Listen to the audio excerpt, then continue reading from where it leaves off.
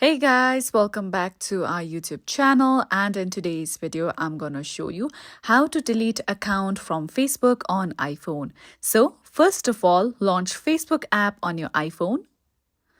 Now once you come here, when you are logged out of your account, you will see other various Facebook accounts that you have been using. Now in order to delete one account, simply tap on the gear icon at the top right corner. Now, from here, choose the account you want to delete. So for instance, this is the account I want to delete. Now simply tap on the option of Remove Profile. With that, you'll see a pop-up like this. It states that you will need to re-enter your password in order to log in, and also the end-to-end encrypted messages stored on this device will be deleted.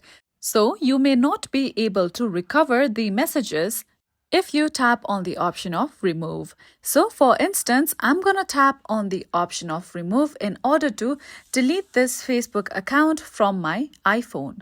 So here we go.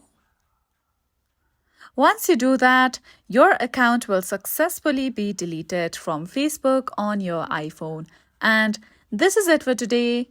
If you found this video helpful and informative, don't forget to subscribe to our channel.